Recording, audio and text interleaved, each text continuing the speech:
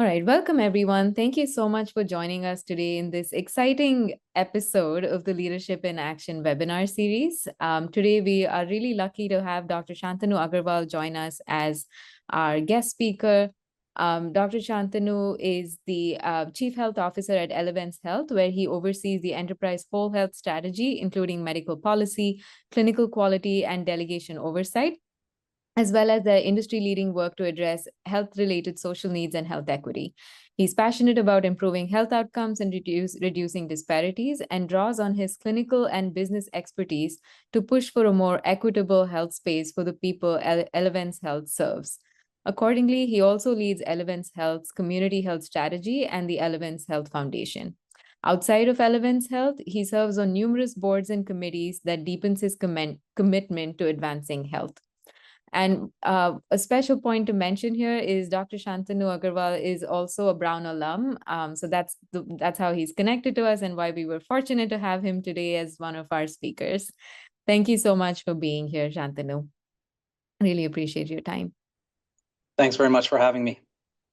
Yeah, so I just want to set the stage for this Leadership in Action webinar series. So this is meant to be an informal, almost candid interview series where students in the online MPH program serve as moderators and ask questions of our guest speakers, questions that they've prepared and that they'd like to know. The purpose of this webinar series is to help students in our MPH program get a sense of what's out there in the real world of public health. What does public health practice look like? And we couldn't be more fortunate than having somebody like you who's really out there doing this work with Elevance Health. So this is a really exciting webinar for our students, and I will turn it over to our moderators. Maybe I'll start with Sham to introduce themselves. Hi, Sham Adismili. Hope to graduate end of this year with my online MPH and working in the social determinants of health space as a Chief Health Equity Officer for Ground Game Health. Shantanu, thanks for taking time. Thank you, Sham. Jason?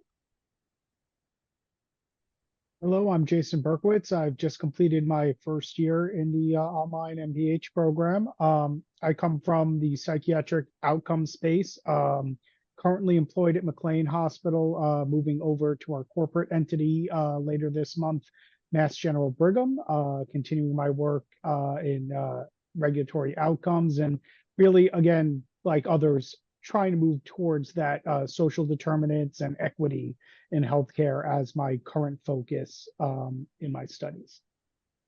Thank you, Jason. Camelia? Thank you so much. Good afternoon, good evening to you all. I'm joining from the West Coast, the Bay Area. Just a brief intro about myself. I'm a digital health enthusiast and a clinical pharmacist by training. I'm very much passionate about exploring how digital tools and data analytics can enhance medication management and improve patient outcomes, and excited to see how digital health innovations continue to evolve and hopefully potentially revolutionize healthcare in the coming years. So thank you so much for being with us today. Thank you. Thank you, Camelia. And last but not the least, DM. Good evening, and I'm so honored to be here. I'm coming from the Sunshine State of Florida. My name is Dana Marie Thomas. Folks call me DM. I'm an energy, security, and biobehavioral scientist at the National Renewable Energy Lab.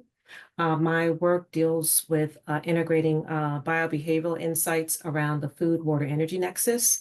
And I also delve into agrivoltaics to help underserved rural and farmers domestically and internationally, and also look at the food sector and agricultural sector in terms of resilience. Happy to be here.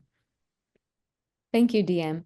As you could hear from all of our moderators, we have a huge range of students in our program who are really high caliber students. This program attracts students with over a minimum of 2 years of work experience, an average of about 10 to 15 years of work experience. We have over 250 students in the program, leading to some really interesting discussions in the classroom during the sync sessions. And I think we can see an example of it today during this webinar. So I'll turn it over to Sham to ask the first questions. And before that, actually, Shantanu, anything you wanted to share before we begin with our questions? Well, again, I'm really thrilled to have the opportunity to speak with you all. I do appreciate. Let's keep it informal. Let's keep it a dialogue and a discussion. any chance to speak with Brown students is always welcome. And I have to tell you, your backgrounds, just in what I heard from the moderators, is very impressive. So I look forward to the dialogue. So Shantanu, we are all very curious from medicine at Brown to where you are today as a key player in shaping US healthcare. And US healthcare, as you know, is at a crossroads. Would love to hear more about your life journey, your take on things. Pretty open-ended. So.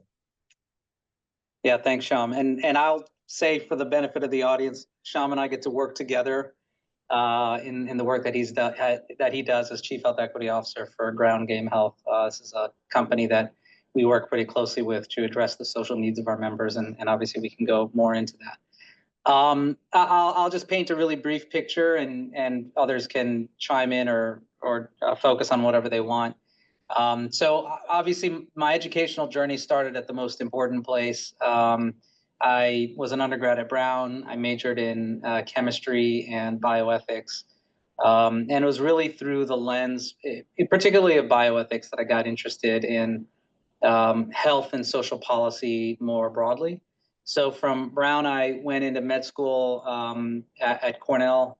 I took some time out to get a master's degree in social policy, actually, just so that I had more tools at my disposal for actually understanding health and social policy and being able to discuss it, engage in it. And then from Cornell, I went into residency training in emergency medicine at UPenn in Philly. And then from there, really started, sort of my career progression. In a nutshell, I think I knew even at Brown that while I really enjoyed the practice of clinical medicine, and I actually always have throughout every single stage, I enjoy it now. I also knew that I wasn't going to be sort of on a traditional clinical career path, that I was really interested in health system issues, and hence all the work in health and social policy. So from being a full-time doctor in an ER in Northern Virginia, I first went into healthcare consulting to kind of help me pivot my clinical career into a broader career. Ended up consulting for the Centers for Medicare and Medicaid Services as a customer, as a client, right after passage of the Affordable Care Act. I served CMS for 8 or 10 months. I thought it was really kind of an amazing place, undergoing a lot of change because of the ACA. That exposed me to a lot. And then ultimately, I ended up working for CMS. I was there for a little while, left to go work at a full risk delivery model, came back to CMS as a political appointee. And it was very interesting to work in federal government, both sort of on the civil servant side, as well as then later on in appointee in the last 3 years of the Obama administration. I learned a lot, and it was really an incredible experience. From there, I went and became CEO of the National Quality Forum, which is a nonprofit that's existed for, I think, almost 3 decades now, focused on healthcare quality measurement and improvement. And then from there came to Elevance Health. And really the central thread in all of this has been a desire to impact health policy at scale, really working on a national level whenever possible, and addressing health equity, addressing social needs. I mean, those have been kind of constant themes in my work.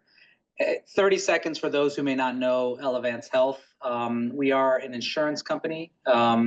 You may recognize names like Anthem or WellPoint, Amerigroup. Those are our brands.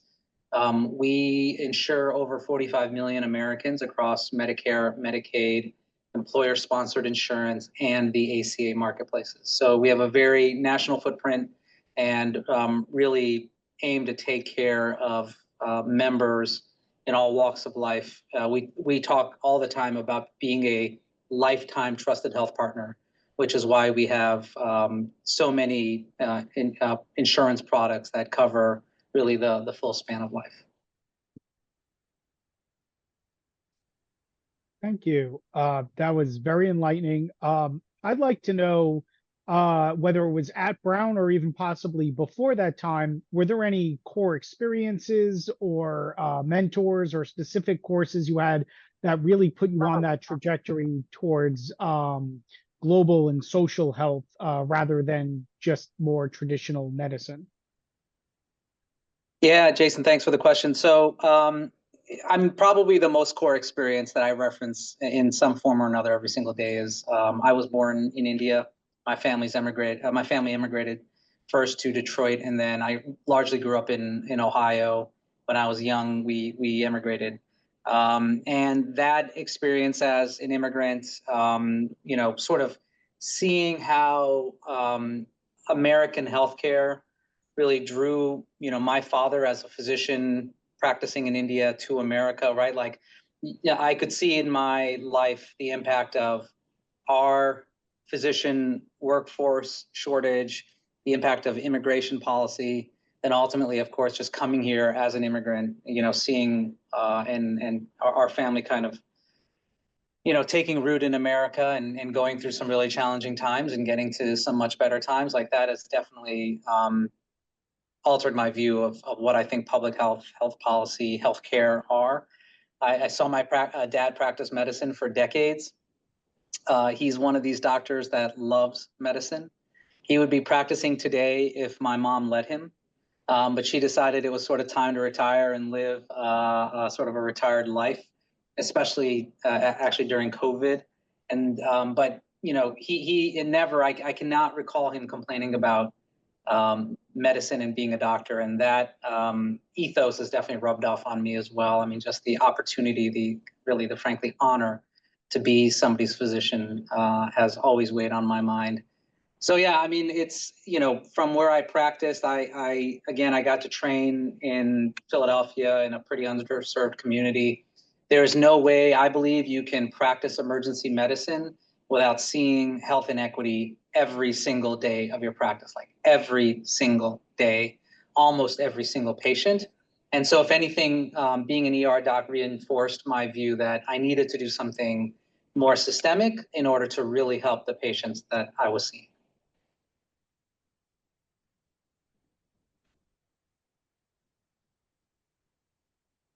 Amelia? Thank you so much for sharing that insight. So my questions are focused more on digital health, and one of the first question I would like to ask, wondering what partnerships or collaborations in the digital health space are you most excited about for driving innovation in Elevance Health? Yeah, again, a great topic and a really big one. I am, I think digital health is a incredibly important space. I mean, there's no way to think about health and healthcare improving without incorporating digital health kind of writ large. I mean, you just think about from a national standpoint, right? Maybe a sort of active debate around whether we have enough physicians or enough clinicians. I don't know exactly where people stand on that, but I will at least say, even if there's enough, they're maldistributed, right? Although I would probably argue there's not enough. So it's hard to imagine people getting the care they need from primary to specialty care to anything else without taking advantage of telehealth, remote monitoring, other digital engagement approaches. From the point of view of a national insurance company, again, we have 45 plus million members. There is no way to think about improving their health without digital channels and means. And then maybe the third thing I'd say is, of course, with the advent of AI and the focus on that, I mean, we are all learning as an ecosystem what AI will actually accomplish, where it will fit in, how well it will be accepted by patients and clinicians. But clearly a lot of fertile ground there. While I'm, very optimistic about the necessary role of digital avenues, one message I always try to send is we have to be really thoughtful about the evidence base behind digital, right? So there is this, I think, quite often presumption I encounter, which is, well, it's a digital means of engagement. What's the worst that can happen? It may not improve much, but it won't harm anyone. And that is actually untrue, right? Like there's a published literature, especially in the behavioral health space, showing that insufficient engagement, often through a chatbot or some other digital means, can actually be harmful to a patient. So I do think we have to take a very evidence-based, research-based approach to digital channels, and again, make sure that it is acceptable, that these modalities are acceptable to patients. And I think we'll find some, like telehealth, that came out of the pandemic, really with a lot of momentum behind it, but now challenged. And I think we'll find others like AI, where there's sort of a natural skepticism of it, but we're seeing some early data that suggests people may actually be quite accepting of that. But that is all to say, let patients figure out where these digital channels best fit into their care, and make sure that we are bringing medical science and evidence generation to this area. Awesome. Thank you so much for sharing your insight. The second question I have is how Elevance Health leveraging data analytics and AI, as you mentioned briefly, to personalize care and improve population health management. Yes, great. So, like any payer, we are very focused on data analytics, and we do sit on just a tremendous amount of data. A lot of that, of course, is claims data. We have, there's some factoid that my digital colleagues. By the way, let me just pause. Are you guys still able to hear me? Yes. Okay, good. You're frozen on my screen, so I'm going to just keep talking, and you'll tell me if something has gone wrong. My digital colleagues will tell us that our data doubles, something like every 60 or 90 days. I mean, it is just a tremendous amount of data. And on top of claims data, of course, we have now richer access to provider-mediated data like electronic health record data, working with providers directly, with health systems directly, and of course companies like Epic and Cerner. So there is a lot of data to analyze. What is interesting to me is that there's probably a lot of rich clinical data, but it's really combining it with the EHR that will make it more powerful for personalization of traditional healthcare services. So in some respects, the richest data exists with clinicians, and it's often unstructured and fragmented and hard to analyze. I think that can be addressed, and then when combined with other sources of data, can be really, really rich and powerful and get to that level of personalization. What is also, I think, worth keeping in mind, and something I spend a lot of time on, is we are missing elements of data like social need information and data almost entirely, right? That despite healthcare having just mountains and mountains of data, this is, we don't often know a member's or a patient's social needs. And that kind of rich contextual history is really critical for driving further change, not just in kind of traditional healthcare, but really thinking about achieving more health and better health overall. So it is this kind of interesting, siloing and fragmentation of data, with some areas still needing to be developed despite, frankly, decades and decades of exchanging healthcare data. Awesome. Thank you so much. I'll turn it over to DM. Thank you. Before I know DM has a few questions. So in that context, right, where you're looking at social data, and how do you do this digitization equitably? Yeah. Really, really good question. So we have a few different answers, and I think part of this is just recognizing we need to digitize and take advantage of digital channels kind of across the board. So, one data point, for the purposes of quality measurement and reporting, we have to collect any given year, let's call it somewhere between 400,000 and 500,000 medical records from clinicians. Without digital means of collecting and aggregating and analyzing that data, it would be purely manual, which is sort of where we were as an industry, let's call it a decade ago. Now we have much more automation there. There's many more digital channels built out, including use of that data so that we can spend more time figuring out how to improve quality and less time on the abstraction and aggregation of the data. Although, to be clear, we still spend tons of time, both in the payer world and in the provider world, on just reporting the numbers. And you could talk to any health system, and that would be a primary complaint of theirs around quality. Yeah, Jason, saw your hand go up. Way too much time. One of the things I talk to my team about is, hey, if we can get to a future where AI is able to do this, imagine spending the time of a nurse that is currently spent almost all day long abstracting data from a chart, and instead asking that nurse to spend his or her time on actually engaging with members and driving quality improvement. But Sean, so my answer is to your very good question is, we haven't gotten to the place in data, I would argue, where we can really apply an equity lens the way we need to. It's sort of in a almost exploration phase right now, collecting more data to figure out where there are some signals where somebody might have an unaddressed social need, might have some other issue driving disparate outcomes or poor health equity, and then needing to follow up with, let's say, case managers or others in order to ferret out if the signal or the signal is true. Hopefully we will get there with data in the very near future as we sort of tick and tie some of these data silos that currently exist between payer and provider. Thanks, Shantanu. Okay, well, I'm going to shift gears a moment from the digital health space to nutrition. So, and first of all, also, I'm from the Philadelphia area, so I have to say hello to you originally. At Elevance Health, I know there's a strong commitment to fostering healthier lives and addressing the broader social determinants of health. So one area that has gained a lot of attention is the role of nutrition plays in managing and preventing chronic diseases. So I'm curious, how does Elevance Health incorporate the concept of food as medicine into its whole health strategy, particularly around addressing chronic diseases and health disparities? Yeah, great. So one of the kind of strategic pillars that really brought me here in the first place, because I'll just say on a personal level, I had not thought about working at a private insurance company at a place like Elevance Health, sort of being on my career journey.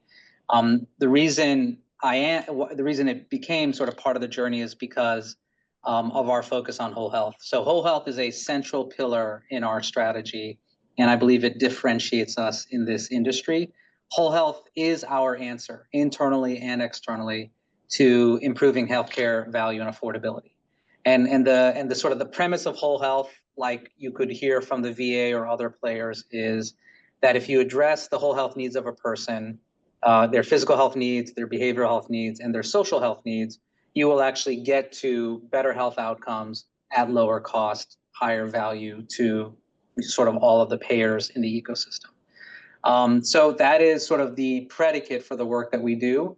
We've been working extensively to create a social care model that we can leverage across members and for different needs. DM, to your question about food, I'm a huge believer that nutritious access to plentiful and nutritious food is really, really important. And it's an area where we as a country have really gone awry. So I would certainly argue with you and could show you the data on chronic disease burden in the United States that can be tied directly back to the food that we eat, right? So focusing too much on processed foods, on fast food, has led us to higher rates of type 2 diabetes, hypertension, coronary artery disease. I mean, you guys are public health students and experts, so you can probably educate me on this. I probably don't have to spend a lot of time convincing you. The question is, what role can we play as an insurance company, as a benefits company, in addressing the food that a member eats? And I think the answer is actually a significant role. We can play a role in education. We can play a role in helping people think about what to buy at the point of sale, how to think about cooking in a way that fits in with their lives. We can think about benefit design so that we can actually make food more affordable for people. We can help them buy the right food and then ultimately help them get on a better diet. And again, there's lots of data showing that when we make interventions through food, we can actually drive healthcare outcomes that all of us care about. We can reduce the cost of care. We can reduce admissions and readmissions. We can get people more adherent with their medications or even off of medications in some cases. So there are really lots of positive benefits that highly align payer with provider with patient. I feel so passionate about this, I guess you would probably hear that I decided we need to have a food as medicine expert in-house in order to really guide this work. And so I hired our first food as medicine director. He's phenomenal. You should have him on this series at some point. He's a pediatrician and well-known in the food as medicine space. His name is Dr. Kofi Essel. and he's actually also based in Washington, D.C. But yeah, I mean, this is a place where I think we all need to play our role in order to really get our approach to food changed fundamentally in this country. Thank you. I just have one quick comment before I turn it over to Cheyenne. In terms of rural communities, I think there's a lot of work that still needs to be done around rural communities in this country. For example, in Selma, Alabama, that may not have they don't have the infrastructure to support what you're saying. So I think in regarding like organizations and insurance companies, I think they need to also think about the current infrastructure that's there when they're rolling out different interventions, if the food is medicine and what have you, including comprehension and literacy levels around these topics. So Yes. I will land my plane and turn it over, but I just wanted to say that. Well, 100%. And let me just, I'll touch on a couple of themes you brought up because you are absolutely right. So first, our food as medicine director, Dr. Essel, works really closely with our chief health equity officer and myself, and particularly our chief health equity officer talks a lot about the need for improved health literacy in a wide variety of topics. So there's programmatic work that we're doing there, bringing that together with our food work, with our broader social needs work, in order to try to sort of affect the multitude of issues that touch on these spaces. Your point around rural locations, rural health is really, really important. So I won't beat the drum too hard on digital approaches. I think that's important when it comes to rural areas, but we sort of touched on that. One thing that we try to do in our foundation, one of our foundation strategic pillars is creating and supporting food as medicine programs throughout the country. And so we have spent now $30 million over the last 3 years just focused on food programs. And that's one of 3 main priorities that we have in the foundation. So we work with nonprofits and other community organizations, giving them grants in order to support more food infrastructure being built, in order to support more food and the right kinds of food being distributed. One of the things that we just announced publicly this year over the summer is we are now actually also evolving the work of the foundation so that it can work with for-profit enterprises, because I do think for-profits need to be part of the answer as well. We won't walk away from nonprofits. They've always been part of the foundation's mission. But now, in order to support for-profits, we are actually going to offer loans.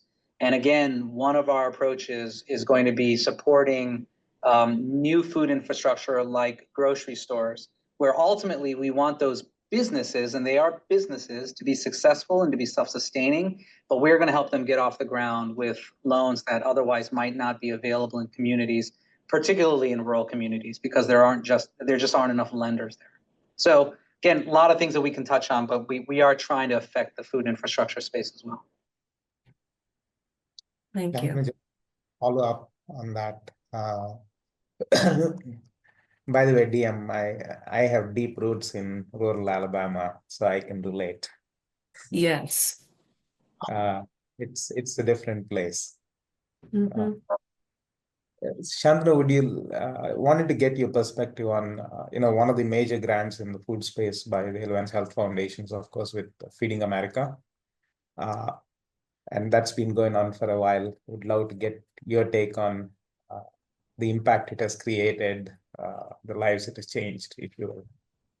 Yeah, Shyam, it's that is a huge partner of ours. They got the largest grant in the history of our foundation, which was a multi-year grant, and don't hold me to the number, but it's on the order of $15 million. So a huge grant and a huge portion of our footprint. I think so look, it's important for us to support nonprofits or community organizations, both big and small. The reality is not every community has a Feeding America or Feeding America affiliated CBO in that community, right? So you do need to support smaller organizations in order to get at the infrastructure issue that DM was asking about. Feeding America, though, does have a wide network of food banks and pantries around the country that they work with. And so the goal of this grant was to get more resources flowing through the Feeding America network so that they could obviously build out and augment the infrastructure that they already had, the partnerships that they already have. But then a big part of this, I mean, because look, in order to make programs like this self-sustaining and in order to keep the attention of organizations like Elevance Health or any health system, is to demonstrate results. And so, traditionally, the challenge in the grant-making foundation space has been it's very hard to get data back from grant recipients. They often have very different abilities in terms of collecting data that is HIPAA compliant, that is stored somewhere safely, et cetera, and can actually give that back to a grantor in some kind of consistent way. And frankly, in the majority of our grants, that is a challenge. And so it's really hard to show results that aren't just anecdotal, that kind of can stand up to some, of the usual pressure testing that anyone on this call would want to do of a public health program. So one advantage of a partner like Feeding America or like March of Dimes in the maternal space, which is another big recipient of ours, is that they have a data infrastructure. They have consistent ways of collecting data from their partners. They actually have a program evaluation arm within their enterprise with a chief science officer that is doing real science, real credible work, and can publish and share that data both with us, but also, in the peer-reviewed literature and elsewhere. So that is an explicit goal of this 3-year grant with them. It's to get them to conduct the science and actually show the impact of food programs on health and health outcomes. And they have been giving us that information. There's public releases every single year, ultimately building to what we hope will be a pretty seminal peer-reviewed article in 25 or 26. So that is, again, something that I feel passionate about because we've got to build the science of this work in order to make sure that the work is sort of supported going forward. It can't just be about my passion or yours, even though I think we probably both feel it. The science and the data are important because I want the unaffiliated insurance company that I don't work with or have any interaction with to look at the data and go, oh, we have to do that. It just makes logical sense for us to do. Shantanu, I wanted to explore a little bit the intersection of what Camelia was asking about and what DM was asking about. How do we bring structure and interoperability to food as medicine? I know we have a lot of questions, but talk about asking a big question, Shyam. How do I bring interoperability to food as medicine? All right, that is really, really hard. So if you think about healthcare data silos and fragmentation that exist today and that have built on decades and decades of fragmentation, right? Tons of data, as I talked about earlier, sit with payers, sit with providers, and sit with sort of the ecosystem in between. You think about different provider types, home health agencies, DME companies, ambulance companies, hospitals, clinician, office practices. Data exists everywhere, and very little of that data is actually seamlessly interoperable today, right? This is something the federal government has been working on since the early days of high tech. We have obviously HHS agencies focused on making, sort of progressive progress year after year. And there are new approaches or newer approaches like the Epic Payer platform that seeks to bring together some of these data lakes and sort of make things more interoperable. Now, when you compound that with the social needs space, you are talking companies like yours or community health hubs. You're talking community-based organizations, food as medicine vendors, pantries, food banks, transportation services, like name the social need, and there's an ecosystem built around that need. They now have data that doesn't communicate at all with healthcare data, that doesn't have the same identifiers, and they oftentimes have a desire not to collect a lot of identifying data on their customers, their beneficiaries, because it can create stigma or actually be a barrier to using social services.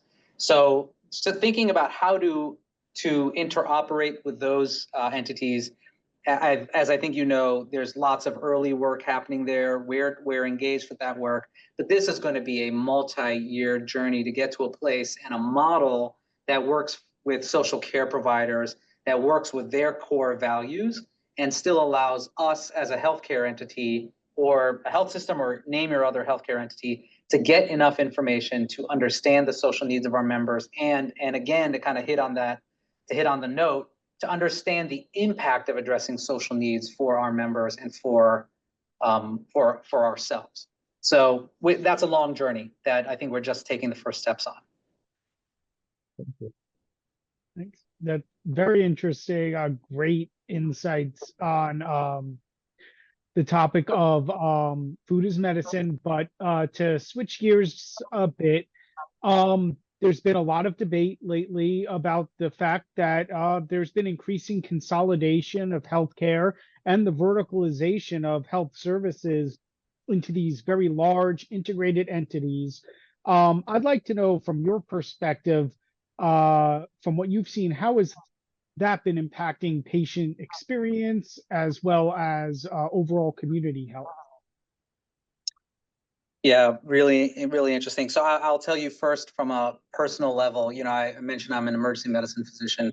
When I was leaving training, just getting into practice, having private ER groups was actually fairly common. You could almost any region of the country, you could find what were called small democratic groups, which is basically the group was owned and operated by the clinicians, and they made decisions together. And contracted, in our case, with hospitals and health systems to provide emergency care. Literally within the first decade out of training for me, the practice of emergency medicine shifted dramatically, and it went to these contract medical groups that were owned by various entities, some of them private equity companies, other entities that sort of corporatized emergency medicine, and the private group really started disappearing. And practice changed a lot. Speaking only from a personal viewpoint, I'll come back to Elevance Health in a second, but I just do want to separate what I'm about to tell you from anything that the company might tell you. From a personal standpoint, that was a tough transition for my specialty, because we essentially went from being our own bosses and being able to decide what were priorities for us based on sort of traditional doctor values or clinical values, right? We will put quality first, we'll put safety first, we'll put the experience of the patient first. Those, the shift of corporatization changed the practice of medicine, and it became much more about billing behavior and revenue generation. And I would argue certain abuses cropped up that then the federal government had to take action on. So you're probably all familiar with the No Surprises Act. Right, we started as medicine became corporatized, and various approaches were taken to optimize revenue. Oftentimes, the patient would be surprised by an unexpected bill of an unexpected amount, and that definitely was taking place in emergency medicine, and then in a variety of hospital-based specialties like anesthesia and others. And so we saw federal action needed to sort of happen in order to better protect patients. Now, from a payer standpoint, lots of entities are buying physician practices today. And let's just be honest, physician practices today are in a really different place than they were 2 decades ago. The majority of physicians are now employees. They really aren't in independent private practice anymore. And there's pros and cons of private practice. My dad worked almost his entire career in private practice, and there were ups and downs associated with that. And there's things from a policy standpoint that we should and should not like about private practice.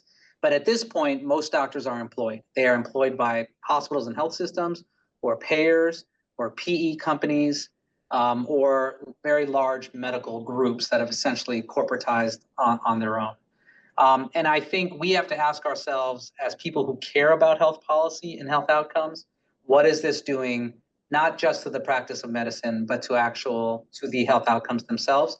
There's lots of data being produced about the pros and cons of ownership, and what it's kind of doing to the practice of medicine.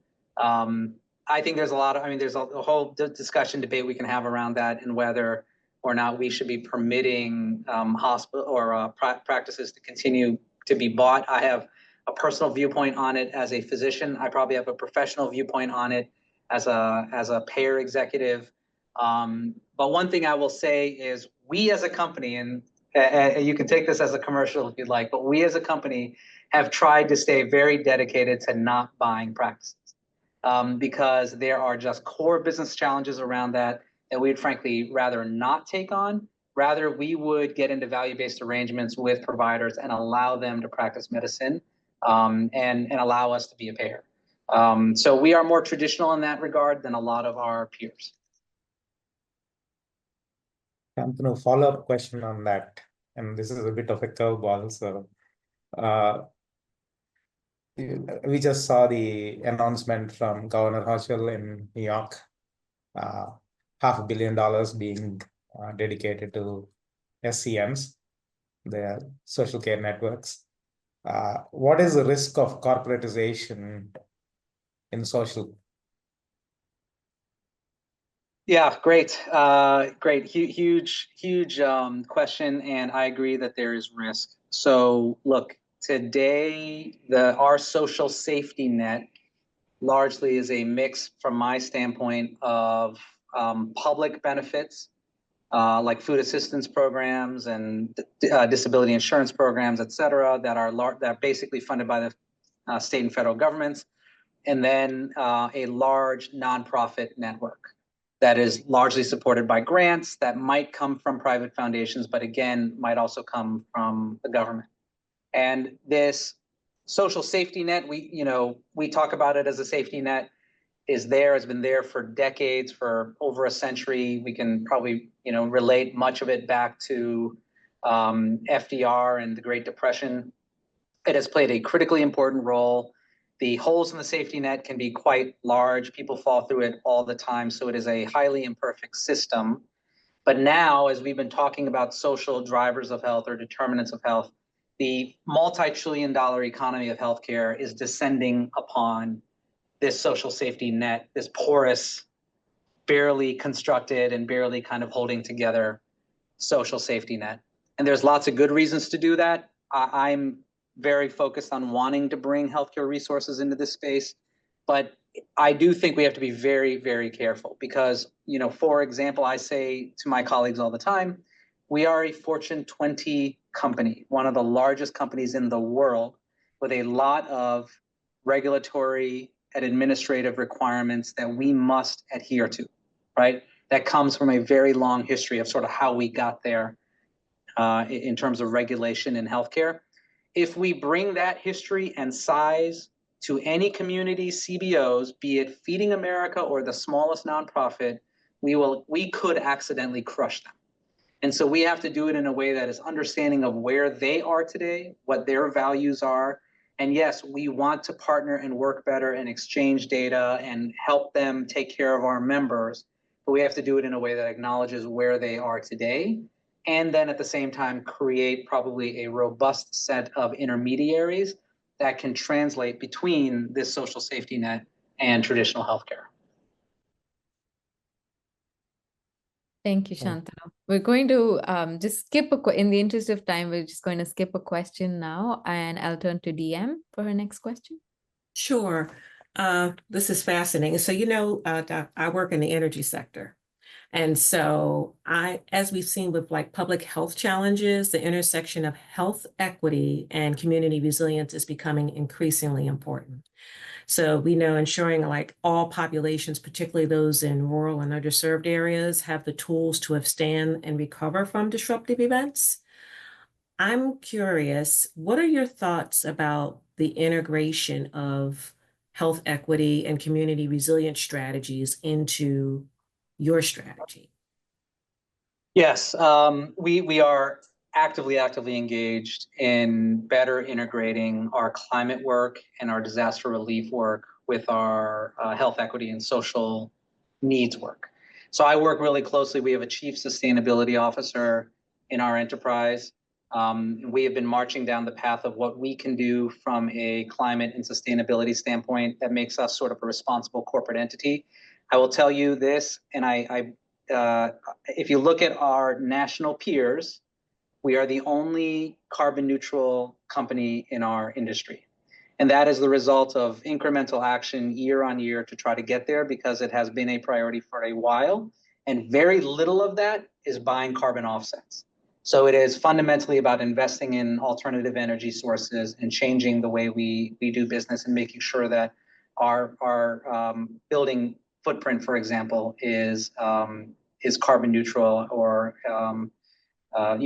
consider sort of climate change in the actions that we take as a company. We signed on last year, I think it was last year, to an HHS pledge around decarbonization of healthcare, and we've been working to meet the goals of that pledge. Disaster relief and community resilience is one of the express pillars of our foundation as well, something that we've been in for a while. So helping communities recover from hurricanes, it tends to be the most predominant source of natural disaster that we encounter, but also things like wildfires in California and other locations. So we work with communities to ensure that members are taken care of. And critically important in our strategy is we want to make sure our own associates are cared for, because if we want associates to meet the needs of members, they have to feel safe and secure as well. And then we work hard to make sure our providers are cared for as well. We have a resilience committee internally that gets activated with literally every disaster, big and small, flooding in Louisiana, a major hurricane, whatever the case may be, in order to do an assessment of what impacts there have been to associates, members, and providers, and then to take the necessary actions. And we mobilize resources all the time in these areas. And then finally, we are really trying to research this space as well, because again, I think we've got to create a foundation of knowledge in order to know what to do next. So for example, we looked during COVID at the transmission of COVID during wildfire in California. It did increase the transmission of COVID. So we can do a lot of really, I think, sophisticated analytics because of the data that we have. So that was one of the first projects that we did. We've been studying the impact of rising temperatures emanating from climate change on various disease states. We started looking at chronic renal insufficiency to look at the impact on spilling over into ESRD, for example, or even the cost of chronic renal insufficiency itself. We're going to extend that to other cardio-diabetes areas in the near term. But the goal, again, of all of this is let's get to a common understanding. We as a company don't seek to politicize this. I will call it whatever you need me to call it in order to do the research that we need to do. And at the end of the day, as a company, if rising temperatures makes care more expensive, makes it harder for members to get the care that they need or to maintain proper health, then we as a company will care about that because it will impact our bottom line. I just have to be able to show coherently and rigorously what that impact is. Thank you. I'm just going to make one quick comment before we turn it over to Jason. Also, consider energy burden into your models. And I am more than happy to have another conversation with you from my perspective, working in the energy sector at NREL around renewables, and how that may impact your insurees. Well, I'd welcome that discussion. Mm-hmm. Jason. Yep, thank you.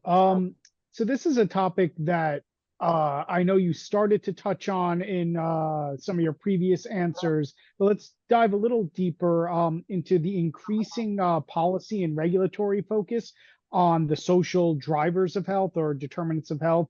Right now, it's being adopted strongly by CMS, NCQA, CAQH, Joint Commission, and many other regulatory organizations. But how do we move past just simply monitoring these SEOH and HRSNs into creating more community-driven systems and frameworks that actually can effectively intervene and begin to improve these social drivers? Yeah, it's a great question. So I do think state and federal governments really play a vital role in this space. I mean, as I mentioned, we have a whole health strategy. And when I got here now 4 years ago, our social needs work was really, really early. And that's a place where I felt we needed to really just grow the scale and infrastructure of our work. And so we've been putting a lot of resources into doing that. And then again, trying to build out an evidence base. So our social needs model is in most of our Medicaid footprint at this point. It's in our it's in all of our ACA product footprint. So every single ACA market for us has access to this infrastructure, and we are actively growing it in Medicare. And part of that is, of course, driven by our strategic priority and the data that we are able to show in terms of results, the impacts that we can show on cost of care, on improved member engagement, which is a huge area of focus for health plans, and the ability of our members to actually get traditional healthcare services and, you know, to drive quality improvement, et cetera. So we are seeing enough positive signal in all of this to continue investing. However, when states and the federal government step in and encourage investment and encourage program development, of course, it helps. And at this point, what we have seen between state and federal is social needs getting embedded into quality measurement. We have real dollars now hinged to assessing and addressing social needs. It's getting attached to payment policy. Today, largely provider-oriented. Providers can now bill CMS for assessing the social needs of their patients, but I see that kind of thinking coming to the payer world as well. So it's being sort of embedded and normalized, which I think is great. There's still a lot of opportunity in the policy space to make this more seamless and widespread. So I think we have to take a step back and rethink what a care provider is. CMS in the states, mainly because of statutory constraints, still take a very traditional view of what a provider is. That's a barrier that we have run directly into. Probably many of you are familiar with the medical loss ratio, which came out of the ACA, which is an expectation that X percentage of our premiums would actually go towards medical care. Well, today, social needs do not count towards that percentage. So if we spend $1 on addressing social needs, all things being equal, it doesn't count towards that expectation, that goal. That needs to change because it would unlock immediately spending on the side, on the part of payers, because we will be financially incentivized to do so.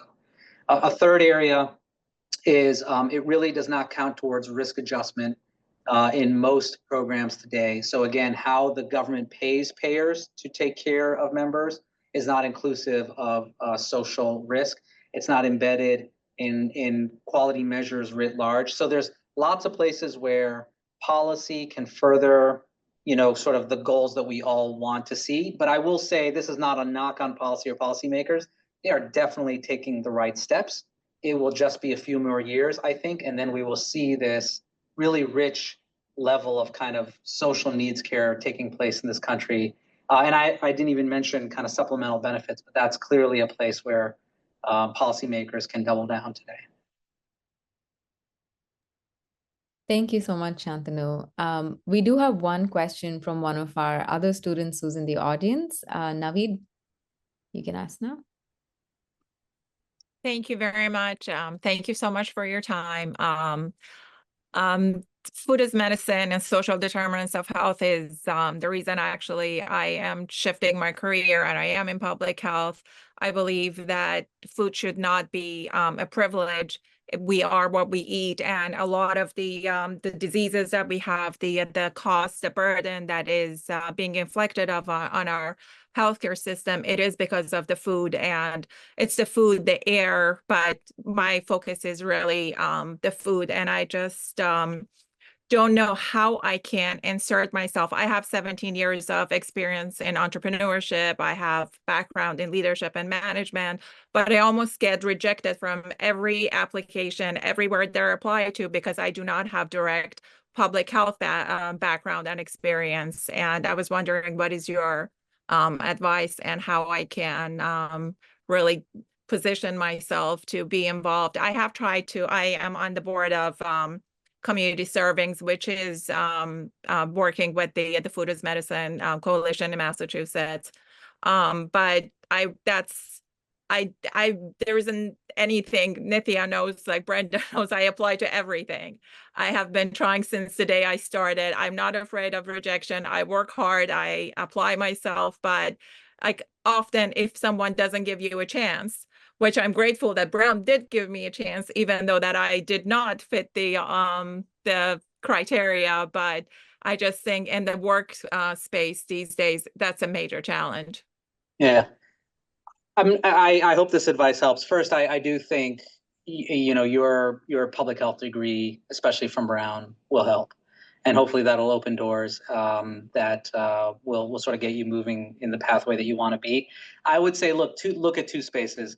working in the federal government or working in government made all the difference in my own career. Just the level of information that you get access to, the problems that you're asked to take on and solve, often with too few resources. They're just significant areas. And I have to tell you, one thing I learned about or loved about working in government is just the sheer expertise of people around me at the time. It's people know what they're talking about, and oftentimes they have worked to evolve a program over years in order to serve the American people. So I always speak very highly. Yes, it's bureaucratic, and we all know the downfalls of the government, but I think the upside is so rich that I've encouraged my children to think about government service at some point. We have an obligation to serve, I believe. I believe in particular, as immigrants, we have an obligation to serve. And to me, I think there's great aspects of working both at the state and federal level, but it opened a lot of doors, both for my personal understanding as well as my career path. So I'd encourage you to look at that. And I actually think government hires great people. The other thing I would just throw out is, do not think of public health as a nonprofit endeavor. Stop it.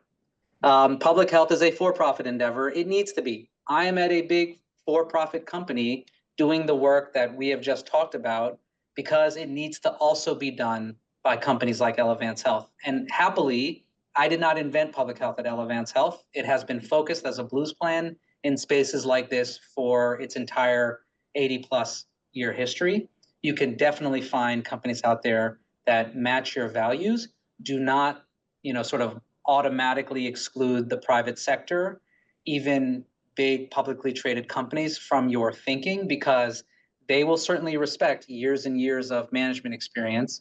That will help open a door, and you can craft a pathway in these companies that gets at your public health notions as well. I reach across the aisle to my public health colleagues all the time who are in state government, who are in state departments of health, who are in educational institutions, in more kind of traditional public health spaces. We reach across and collaborate all the time because, this is America. Nonprofit and for-profit intrinsically need to operate together, right? That's sort of a core ethos, I think, of America. So don't exclude the private sector from your thinking. No, I absolutely don't. And I just think to just emphasize on what you said, a lot of times for profits, they're taking the initiative. Like when they already are hiring a consultant, they're already knowing that, they need that improvement and they're looking for solutions, where sometimes in nonprofit, that process is much slower. But to go back to what you said, I was actually disqualified from all federal jobs because I did not check the box of 2 years of public health experience. I automatically got disqualified. Well, now you'll have that. So keep plugging away. Thank you very, very much. Thank you, Naveed. We are at time. I know if given an opportunity, we can go on and do this for hours on end, but we have to be respectful of Dr. Agarwal's time. So thank you so much, Shantanu, for spending this hour with us and for having such a wonderfully insightful conversation with us. I learned a lot. I'm sure our audience members also did. Our moderators are nodding. I think they also did. Thank you so much for taking the time and sharing all of your insights with us today. Yeah, I again, thank you for the opportunity. Great discussion, wide ranging. You guys are definitely thinking about all of the right issues and questions. It's really, really impressive. And I will just leave you with the thought, I get to serve on the committee that oversees the Brown medical school as well as the School of Public Health. And so I get to interact a lot with your leadership and with the med school's leadership kind of on a quarterly basis. It is always exciting to hear about what's happening and get updated on your educational programs, the centers that are being created, the work that is being done. So truly, truly exciting, particularly as a Brown grad. And yeah, I would say, look, you guys now have, and I have felt this for 25 plus years, you guys now have a terrible, terrible burden to bear, which is if you weren't before, you will soon be a Brown grad. And that does mean you've got to go out there and change the world. It is basically an obligation. So I look forward to running into you out there in the world. And if I can ever be of any help, just let me know. Thank you so much. Thank you.